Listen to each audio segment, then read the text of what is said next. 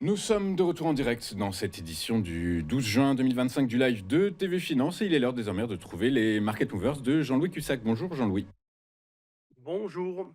Merci beaucoup d'être avec nous ce matin, Jean-Louis Cussac. Vous êtes fondateur de Personnel Finance Conseil. Avec nous, donc, pour nous aiguiller sur nos stratégies d'investissement et de trading, on va voir si, contrairement à Eric Seban, eh bien, vous nous annoncez qu'il y a des actifs qui ne sont pas actuellement en pleine torpeur. On va commencer avec le CAC 40. Le CAC 40 qui latéralise depuis déjà de nombreuses séances en fonction notamment des tergiversations de Donald Trump autour de ses velléités de guerre commerciale.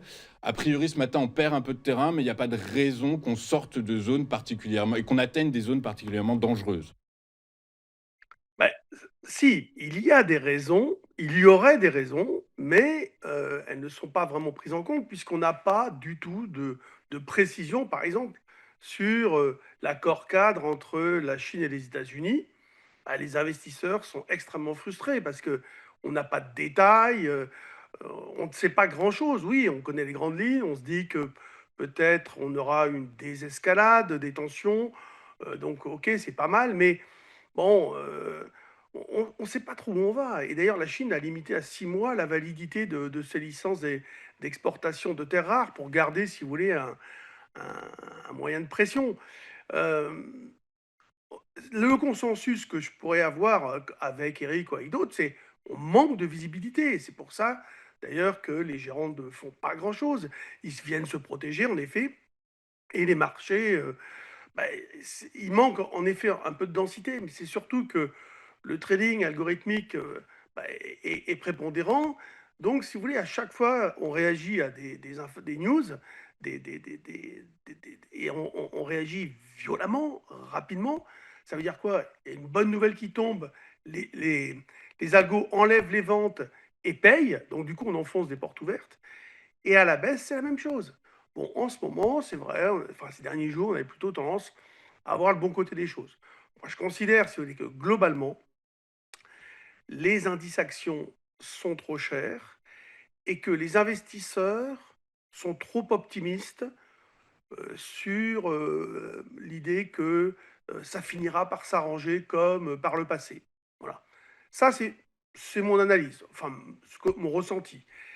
Donc là-dessus, si vous voulez, je fais pas grand-chose. C'est vrai que je suis hyper prudent, j'ai acheté des poutres, j'ai monté des poutres synthétiques et à côté de ça, en effet, je vais avoir un comportement opportuniste et quand vous disiez qu'il y a peut-être des possibilités, des choses à faire, oui, il y a des choses à faire sur des actions qui, à un moment donné, bah, déclenchent des signaux. Alors souvent, ce sont des actions qui, elles sont un peu à la traîne parce qu'elles ont de bonnes raisons, bien évidemment. Les perspectives 2025, pour beaucoup de sociétés, sont revues en baisse. Et ils savent toujours pas vraiment à quelle sauce ils vont être assaisonnés parce que là, les négociations avec la Chine ont peut-être évolué, mais avec l'Europe, on ne sait pas du tout où on va. Donc, c'est compliqué. La situation ne permet pas d'avoir d'idées fortes directionnelles. Alors, sur le plan technique, OK, les marchés sont haussiers, le CAC 40, là, vous le voyez, bon, il latéralise, il sous-performe New York sur la période du mois de mai, mai-juin. Bon, il a tapé une zone de résistance, OK. Jusqu'à 7006, on pourrait considérer que c'est un achat sur repli potentiel, pourquoi pas, ça fera un retracement de 4 et quelques pourcents, c'est pas le bout du monde par rapport à la violence de la hausse qu'on a connue précédemment. Mais franchement, si on baisse de 4 tout le monde va se gratter la tête et va se dire: «Oh là là!» Et de toute façon, c'est pas qu'on va hésiter, c'est qu'il y aura eu à ce moment-là des nouvelles qui seront pas bonnes, notamment pour peut-être dans les négos entre l'Europe et les États-Unis. Alors du coup, il va y avoir une hausse de vol, tout le monde va se couvrir, personne va vouloir acheter au début et encore une fois, comme tout le monde réagit dans le même sens au même moment, ça risque d'être une période encore de violence. Il faut s'attendre à encore des mouvements violents. Je pense qu'on est dans l'œil du cyclone. On n'est pas sorti de la galère. Bah, c'est normal, c'est du bon sens. On a un manque d'informations. Là, ils sont restés quand même très secrets à tous les niveaux. OK, ils nous disent que Trump dit que ça va mieux, enfin, que c'est positif, et cetera. Mais c'est pas encore signé. Il faut que le président américain et le président chinois signe. Donc on nous dit qu'il y a un accord, mais oui, théorique. Pour l'instant, il n'est pas encore fait. Donc le CAC 40, il est dans une attente, comme tous les marchés, comme le DAX, comme évidemment l'Eurostock 50, puisque c'est surtout le CAC et le DAX, bah, il est dans la même configuration d'une attente positive, plus ou moins. Vous voyez, ce matin, c'est vrai qu'on a ouvert avec un gap à la baisse, ça crée des contre-pieds, ça amène du doute. Bon, il n'y a pas de violence dans le mouvement, c'est certain. Regardez, on a une réaction à des événements. Alors c'est vrai que Téhéran n'a pas, le Proche-Orient, les tensions n'ont pas été favorables au marché, mais on a un décalage de prix, plus rien. Pour bien comprendre le marché, il faut regarder les mouvements intraday, c'est-à-dire que est-ce qu'on part d'un point bas pour aller vers un point haut ou inversement? Là, on pourrait, quand ça monte, observer des ramassages, donc des intérêts de conviction plus ou moins marqués, mais ok, j'ai envie de payer, et quand les gérants achètent, ils n'achètent pas one shot. Ils vont dire, je vais acheter 100 000 titres de Tartampion, et ils ont des spécialistes, justement des traders, qui vont acheter tout au long de la séance, vous voyez, et qui vont faire monter le titre. Inversement, le faire baisser. Mais ça se traduit par des mouvements dans la journée. Nous, qu'est-ce qu'on fait? On passe notre temps à ouvrir, par exemple là, point bas, il ne se passe rien pendant des heures. Tout d'un coup, il y a une news, alors ça monte ou ça baisse d'un cran, et à nouveau, ça dérive horizontalement. Cette observation nous permet de penser qu'il n'y a pas d'intérêt de conviction et qu'on a des intérêts de réaction, de spéculation, vous voyez, sur des chiffres. Donc ça, c'est très important de comprendre comment le marché est construit. Et il est construit aussi dans la méfiance. Parce qu'on a des vols à 14-15, bon, on n'est pas à 10, 11, hein, on est à 14. Bon, on a d'ailleurs une volatilité implicite un petit peu plus élevée sur septembre que sur juin et juillet. Donc ça veut dire que, vous voyez, normalement, plus on s'éloigne, plus on devrait tendre vers une vol un peu plus basse, un peu la vol historique. Mais là, on est dans la méfiance. Il n'y a pas de complaisance. Ce qui fait que les marchés ne sont pas sensibles à un effet domino. Parce que, justement, ils sont protégés, donc ils ne vont pas vendre si ça baisse. Ils vont plutôt attendre. Et c'est ce qu'on a observé durant les dernières phases. Donc pour l'instant, ben, on est flat, avec une attente favorable. Pendant ce temps-là, on a l'euro-dollar qui, lui, progresse.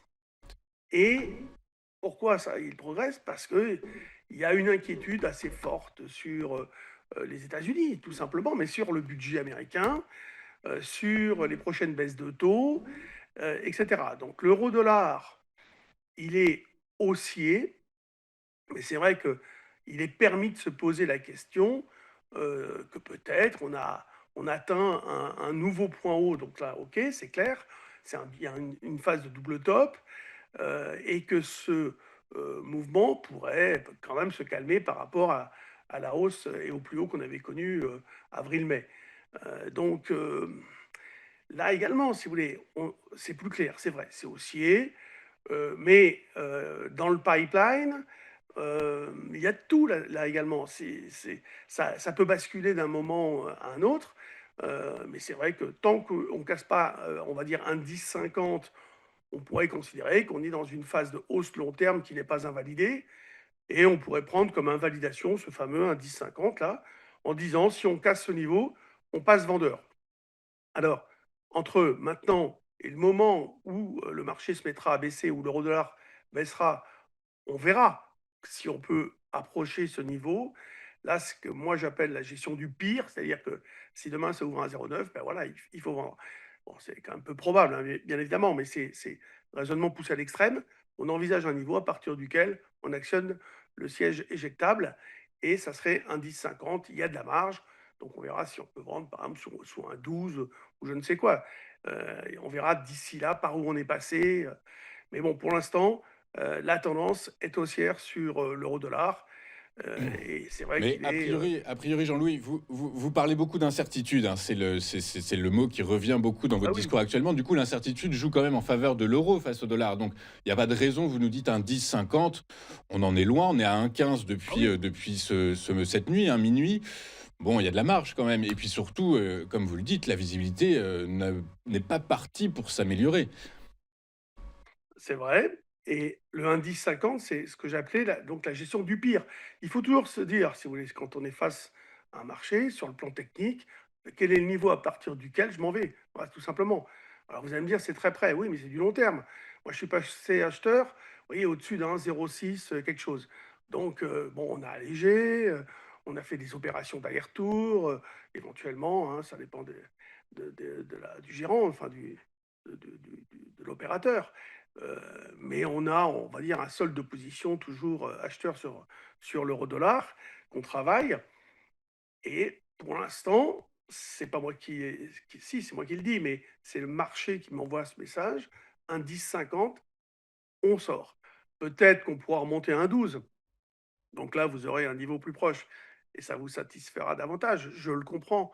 Mais pour l'instant, il faut envisager les choses comme ça. Sur le plan géopolitique, etc., macroéconomique, il y a tellement de possibilités. Il n'y a pas de enfin, il y a pas vraiment un consensus fort sur quand est-ce que la Fed va baisser ses taux. Et on ne sait même pas si Powell va rester. Enfin, il y a quand même beaucoup, beaucoup d'incertitudes. Mais ça, c'est partagé par tout le monde, hein.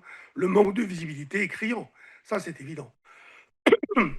Oui, Et donc exactement et après, c'est avec Christian Parizeau qui viendra sur le plateau juste après vous, qui va, nous ouais, expliquer, justement jusqu'à quand, cette, visibilité peut durer et si, eh bah, on est en droit d'attendre, eh bien, des mouvements assez intéressants et particulièrement violents sur les indices et notamment cet été, hein, du coup, par la force des choses. Parce que on devrait y voir plus clair cet été. 9 juillet, fin, de la trêve autour des tarifs réciproques, 31 août, fin, des autres tarifs annoncés, des pauses annoncées donc voilà, il y a quand même l'inflation aussi, là, les bons chiffres de l'inflation américaine.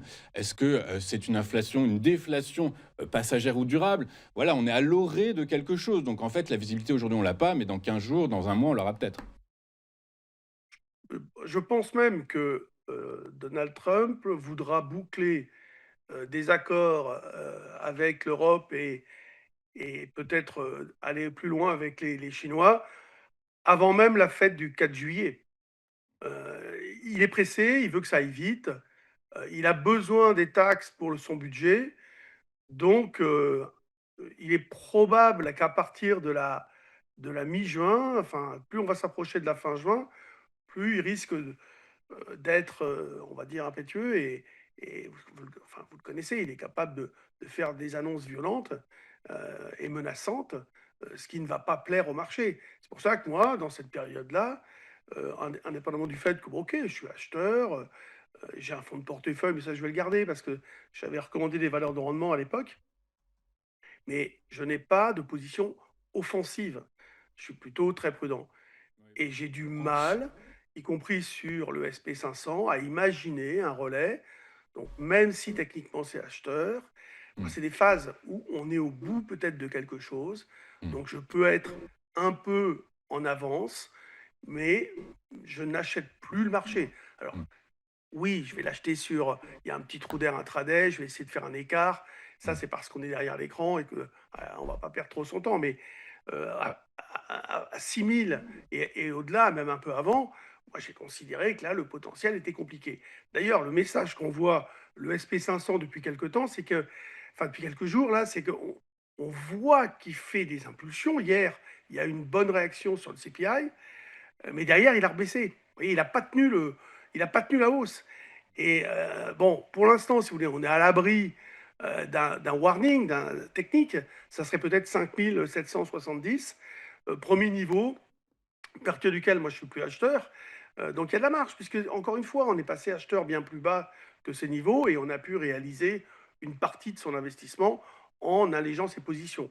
Mais on voit que le marché n'arrive plus à conserver d'une manière régulière comme ça ce qu'il a gratté. Parce qu'il gratte, hein, chaque jour, ces derniers temps, il montait un petit peu, etc. Il y a eu en effet, oui, un gap à un moment donné, il y a eu des extensions violentes, mais encore une fois, sur des nouvelles, c'est toujours la même chose.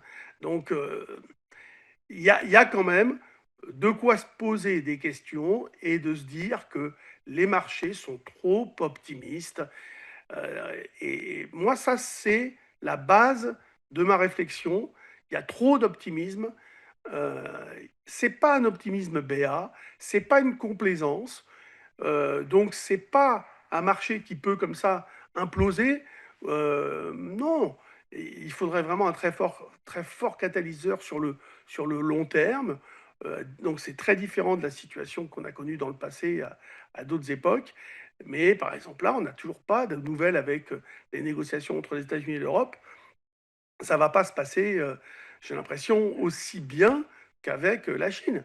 Mais la Chine, tout le monde est resté un peu mystérieux. Bon, mais voilà, ils affichent une bonne entente, on va dire, mais derrière, ça m'étonnerait que ça soit aussi facile que cela. Donc je pense que on nous dit pas tout à ce niveau-là. Voilà. Donc on verra si le marché anticipe. Mais pour l'instant, moi, tout ce que je peux dire, c'est on est haussier sur le plan technique. Bon, le fondamental, pour l'instant, il y a pas de, il y a, ça, c'est en cours d'arrangement, on va dire. C'est plutôt correct, mais c'est pas réglé et ça peut imploser. Donc, globalement sur les indices actions, là, surtout sur les États-Unis, l'Europe, je pense, pourrait être un refuge à un moment donné. Sur les États-Unis, on est aussi dans l'œil du cyclone, euh, tout simplement à cause des déclarations potentielles de Donald Trump. Et je pense qu'à l'approche du 4 juillet, et même avant, hein, mais plus on va s'approcher du 4 juillet, plus on risque des news, enfin des déclarations un peu violentes. Eh Donc ben moi, ce que écoutez, je on... vais faire, c'est que je vais acheter des petits puts comme ça, parfois sur un jour ou deux, qu'on paye pas cher, loin, parce que s'il se passe quelque chose, ça peut être très violent. Donc on peut se permettre d'acheter des puts très éloignés. Il n'y a pas de problème, on les paye vraiment rien. Alors les probas de gagner sont faibles, mais si ça dérape, là vous pouvez faire un écart exceptionnel. Bah, écoutez, on suit effectivement tout ça avec attention et d'heure en heure, tout peut effectivement, basculer d'un côté, ou de l'autre et c'est aussi, le sel des marchés financiers, du trading et de l'investissement. C'est justement cette nécessaire acuité, cette nécessaire acuité. Merci beaucoup, Jean-Luc Hussac d'avoir été, avec nous ce matin. Jean-Luc Hussac, vous êtes fondateur de Perceval Finance Conseil et avec nous régulièrement sur Téléfinance pour nous aider à comprendre et construire nos portefeuilles d'investissement et de trading. Je vous souhaite une excellente, journée, Jean-Louis. Je vous donne rendez-vous, très bientôt. Nous, on marque une courte page de publicité. On se retrouve juste après avec Christian Parizeau, président d'Altair Economics, avec lequel eh bien, nous tâcherons justement de mieux comprendre cet accord, cette trêve en tout cas entre Washington et Pékin. Et puis, et on reviendra également sur les chiffres d'inflation aux États-Unis.